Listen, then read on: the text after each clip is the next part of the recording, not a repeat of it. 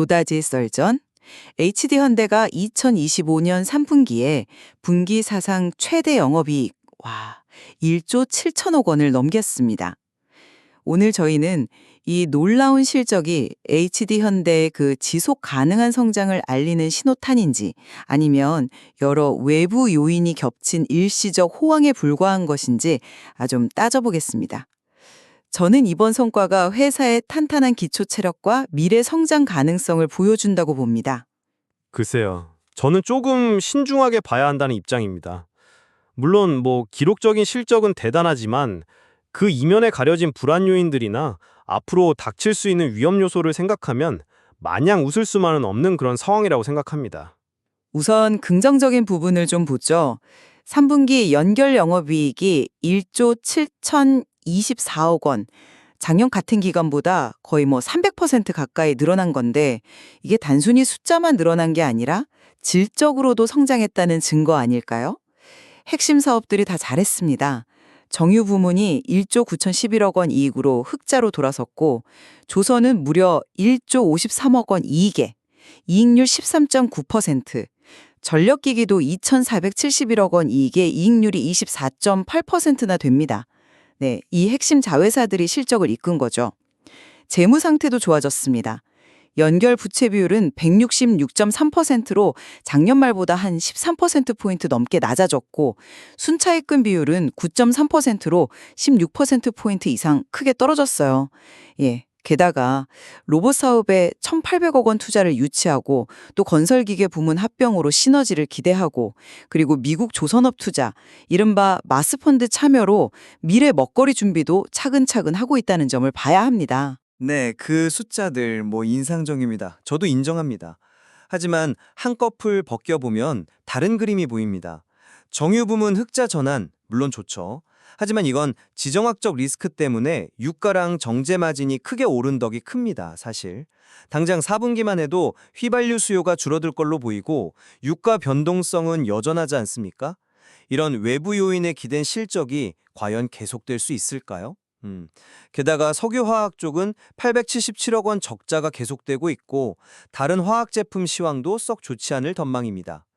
HD현대 로보틱스도 79억 원 손실로 여전히 적자고요.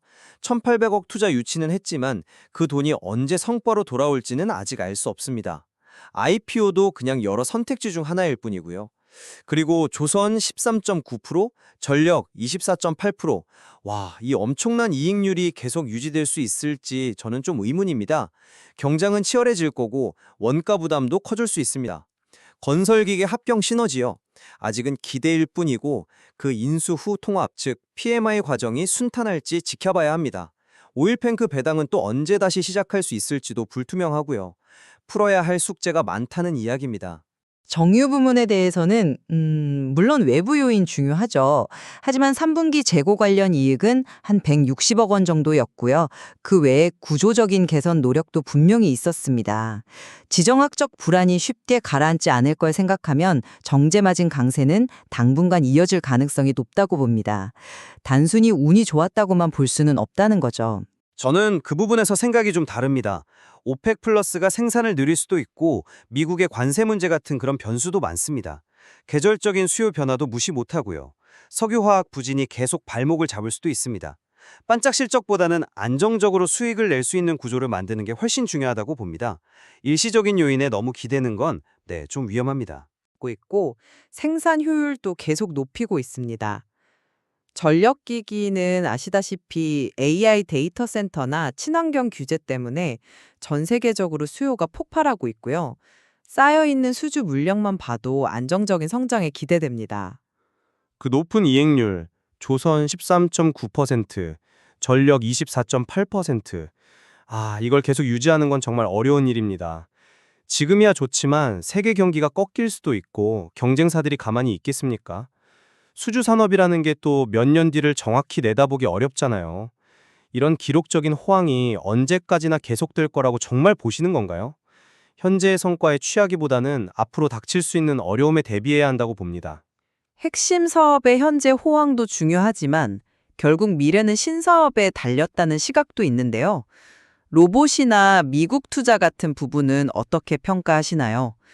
저는 로봇 사업 투자는 당장의 이익보다는 피지컬 AI 같은 미래 핵심 기술을 확보하려는 전략적 투자로 봐야 한다고 생각합니다. 건설기계 합병은 덩치를 키워서 세계 시장에서 경쟁력을 높이는 기회가 될 거고요.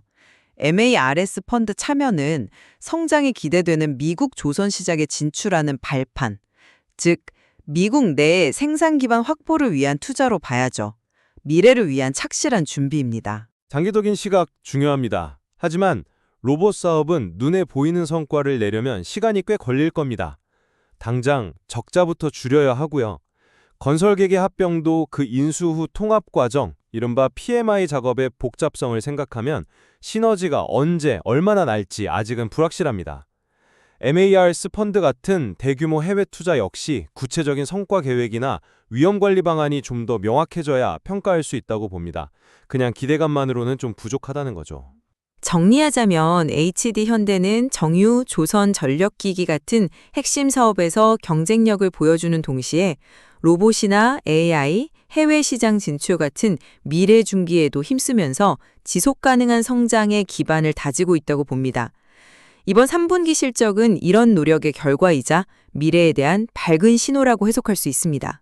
저는 인상적인 실적 발표에도 불구하고 유가 같은 외부 환경 변화의 위험, 석유화학이나 로봇처럼 아직 부진한 사업 부문, 그리고 신사업 성과의 불확실성 등 여전히 신중하게 지켜봐야 할 부분이 많다고 생각합니다. 화려한 숫자 뒤에 숨어있는 위험 요인들을 잘 관리하고 내부 역량을 더 키우는 것이 중요합니다.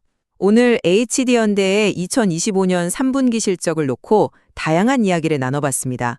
기록적인 성과와 함께 앞으로 풀어가야 할 과제들도 분명히 있다는 것을 확인할 수 있었습니다. 맞습니다. HD현대의 앞으로의 행보에 대해 여러 관점에서 꾸준히 지켜볼 필요가 있겠습니다. 오늘 노다지 썰전은 여기까지입니다.